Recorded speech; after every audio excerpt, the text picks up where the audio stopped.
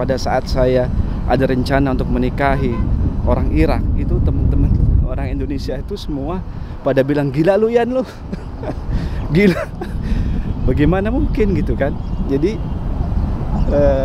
mereka tahulah kondisi kita masing-masing gitu mengenai keuangan dan sebagainya.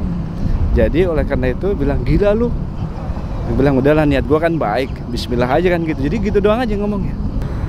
Saya pikir mungkin wah ini orang tuanya galak apa gitu ya.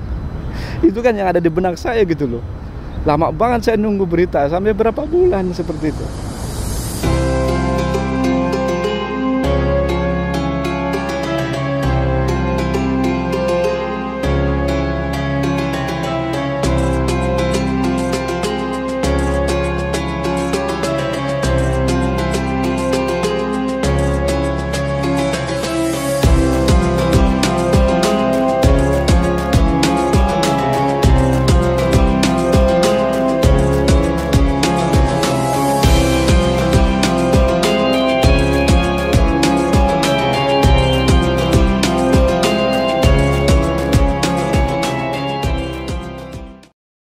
Assalamualaikum warahmatullahi wabarakatuh. Teman-teman semua, apa kabar? Ahlan wa sahlan. Selamat datang kembali di Ian Vlogs, teman-teman. Selamat datang di episode kedua ya. Cerita mengenai bagaimana saya bisa mendapatkan istri Arab. Ya, yang pastinya dari Irak, teman-teman. Oke. Nah, saya akan teruskan. Ini sebelumnya saya akan sedikit cerita bagi teman-teman yang mungkin baru masuk ke channel saya. Ini saya berada di Kota Sharjah, tempat kami tinggal dan keluarga saya di sini. Kota Sharjah merupakan salah satu negara bagian dari United Arab Emirates, atau bisa dikatakan juga ya kota Sharjah. Ini berbatasan dengan Dubai. Ini salah satu sudut pemandangan di Kota Sharjah. Seperti apa? Ikutin ya teman-teman ya.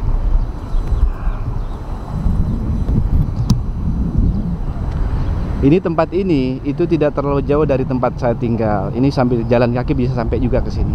Jadi mungkin jalan kaki sekitar 5 menit atau 10 menit ya.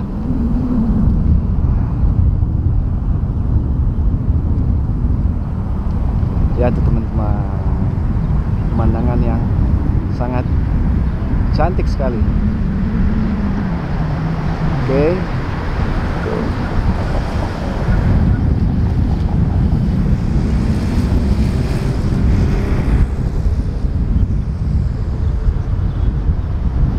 Jadi saya tinggal itu di balik bangunan-bangunan inilah, tidak jauh lah ya.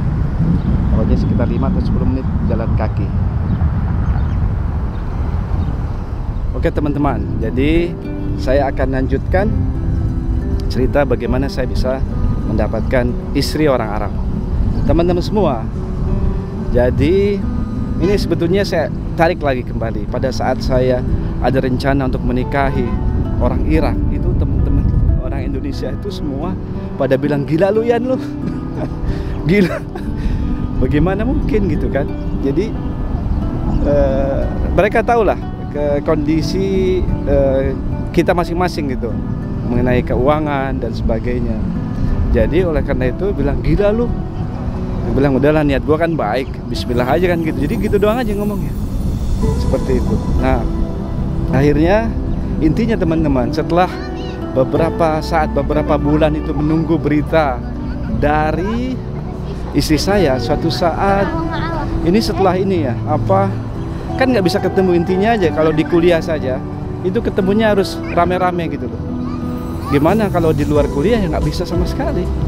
Komunikasi nggak bisa, telepon pada saat itu di Irak bisa dikatakan tidak bisa kan, di embargo gitu ya. Jadi mungkin hanya sedikit aja orang yang memiliki telepon. Seperti itu. Akhirnya sudah terputus sama sekali. Pada saat musim panas liburan, sama sekali itu tidak bisa komunikasi. Jadi seperti itu. Teman-teman, jadi kadang-kadang saya tuh bandelnya. Jadi istilahnya dapatlah bocoran ya, bocoran tempat rumahnya di mana ya, di mana itu susah juga dicari kan. Kalau sekarang kan tinggal lewat HP, tak telepon sana teman mari bisa di mana. Tapi pada saat itu akhirnya melalui operasi intelijen tahulah rumahnya gitu. Ya, tahunya rumah, akhirnya cuman lewat gitu doang teman-teman. Ya, cuman lewat rumahnya aja tahu sendiri kan, bagaimana yang udah merasakan jatuh cinta gitu. Jadi lewatin rumahnya tuh senang banget gitu loh. Ya, diantar lah sama teman-teman Irak saya seperti itu. Nah, jadi setelah itu teman-teman, pada satu saat akhirnya saya dapat kabar dari istri saya bahwa orang tuanya itu pengen ketemu. Pengen ketemu teman-teman. Jadi wah, seneng banget. Ini udah tanda-tanda. Biasanya kalau pengen ketemu itu kan pasti ada sesuatu yang disampaikan. Saya pikir kalau seandainya itu ditolak, dalam arti itu mungkin bisa dari awal, nggak perlu ditemukan sudah. Tapi karena pengen ketemu berarti ada sesuatu yang ingin dibicarakan. Akhirnya saya tuh wah, sudah makin semangat teman-teman.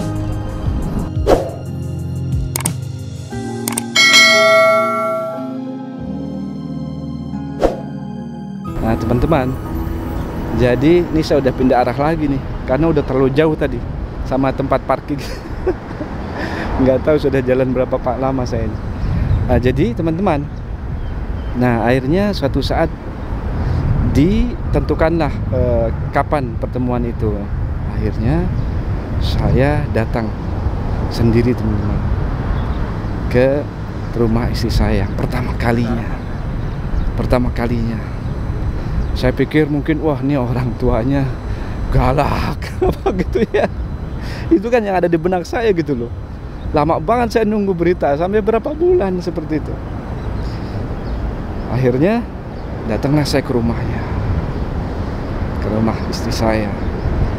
Oh ternyata subhanallah, jadi mertua saya itu, baik yang perempuan atau yang laki, baik banget teman-teman.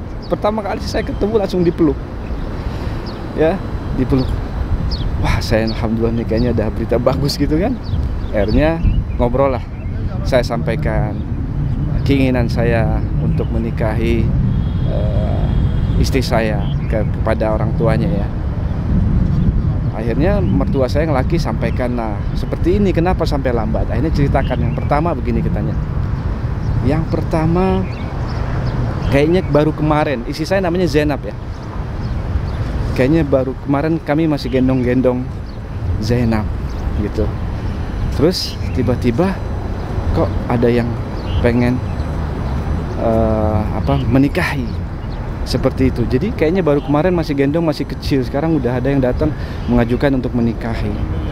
Jadi buat kami tuh ya gimana gitu, satu hal yang membuat kita kaget. Nah itu yang pertama. Yang kedua itu bahwa ya maklumlah haknya seorang tua kan, mereka nggak tahu saya, jadi mereka selama berbulan itu ya mungkin ingin mengetahui informasi terkait dengan saya itu lebih gitu kan, melalui banyak orang, siapa sih Ian. Hak mereka. Kalau ternyata saya orang jahat ya kan nggak mungkin orang tua itu ini memberikan anaknya sembarangan seperti itu. Jadi haknya mereka. Jadi alhamdulillah ketika mereka sudah mungkin banyak berita dari sana ke sana ke semari, jadi akhirnya mereka mendapatkan berita mengenai saya. Terus selanjutnya katanya Indonesia itu kan jauh gitu. Jadi tahu kan orang Arab itu kuat sekali, mereka punya keterikatan gitu. Jadi Indonesia sangat jauh gitu, mau nggak mau kan kalau dikasih anaknya itu berarti mau nggak mau ya harus suatu saat harus berpisah kan gitu. Itu yang membuat berat. Tapi pada akhirnya mertua saya yang laki itu sampaikan, ya udah, tapi kalau memang semuanya nanti ini takdir, mudah-mudahan semuanya dimudahkan. Jadi untuk katanya pertemuan ini mudah-mudahan nanti akan saya sampaikan katanya ke kakeknya istri saya atau bapaknya dari mertua saya seperti itu.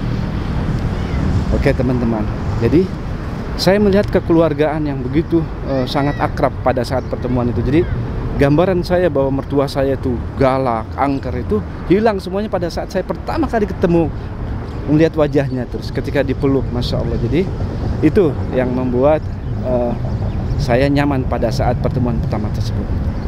Nah teman-teman, saya sebagai satu poin ini ya, satu poin yang ingin saya sampaikan juga ke teman-teman, bahwa jika, nah ini jika pada saat saya mengajukan ya untuk menikahi istri, jika persyaratan utama ya dari keluarga istri saya itu mengenai mahar dan sebagainya, berapa jumlahnya, saya terus terang pada saat itu, hitungan saya ya, ini bukan hitungan Allah ya, jadi hitungan manusia, saya sebagai manusia saya harus mundur karena saya tahu diri saya tidak mungkin seandainya persyaratan utama adalah dengan mahar yang tinggi, mahar yang besar.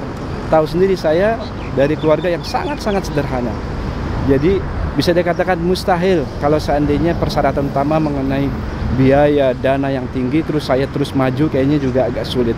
Saya tidak mau akan memaksakan diri seperti itu. Tapi alhamdulillah teman-teman, jadi dari perbincangan setelah itu tidak ada yang bicarakan masalah uang sama sekali, satu pun tidak sama sekali membicarakan masalah uang teman-teman. Itu yang akhirnya saya menjadi semangat. Tapi alhamdulillah karena mertua saya dua-duanya itu sangat educated. Mertua saya yang laki, beliau adalah engineer. Mertua saya yang perempuan magister ya, S2 dan mengajar di sekolah kebidanan di microbiology ininya, pegangannya. Jadi alhamdulillah tidak, saya tuh subhanallah, itu kan jalan teman-teman. Itu semuanya itu Allah kasih jalan, kasih mudah. Saya ditemukan dengan mertua saya yang itulah, saya katakan lagi, bukan saya terlalu bicara masalah agama, tapi demi Allah, ketika Allah sudah mau ya, ketika Allah sudah pengen mentakdirkan kita, misalkan contohnya saya untuk bisa nikah dengan istri saya, semua jalan itu dimudahkan teman-teman, semua dimudahkan. Yang tadinya saya pikir aduh kayaknya ini impossible, mustahil, tapi semuanya bisa. Kenapa? Karena Allah mau teman-teman. Nah oleh karena itu teman-teman, akhirnya setelah berapa saat keluarga besarnya semuanya setuju dan sebagainya, akhirnya alhamdulillah datanglah hari yang setelah saya nanti waktu itu, yaitu hari tunangan.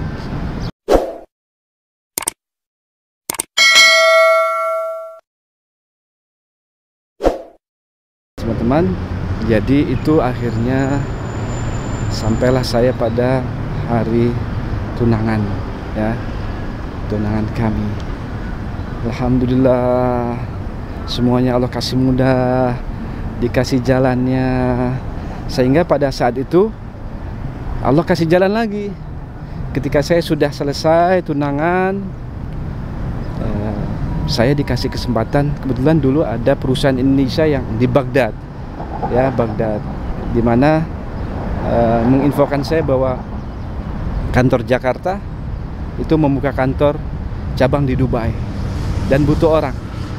Akhirnya Masya Allah, akhirnya saya pada tahun 99 akhir saya berangkat ke Dubai dari Baghdad langsung. 99 saya berangkat ke Dubai. Isi saya meneruskan kuliah. Jadi subhanallah Allah atur. Jadi saya ngumpulin dulu duit di Dubai, ada sedikit tabungan sampai istri saya selesai kuliah. Akhirnya baru istri saya berangkat ke Dubai. Alhamdulillah sampai sekarang. Istri saya datang tahun 2002. Saya datang sini 99 akhir. Akhirnya terus kami menetap di sini. Oke teman-teman, jika ada yang ingin ditanyakan apa lebih detailnya, bisa nanti saya di kolom deskripsi ya, di kolom komen atau nanti saya akan buat video yang lain lagi. Cuman intinya alhamdulillah semua dikasih kemudahan sama Allah ketika Allah mau. Oke teman-teman, terima kasih sudah menyaksikan video ini. Jika berkenan dan suka dengan video ini, jangan lupa untuk like ya teman-teman, dan juga subscribe biar saya semangat terus dalam membuat film. Terima kasih. Assalamualaikum warahmatullahi wabarakatuh.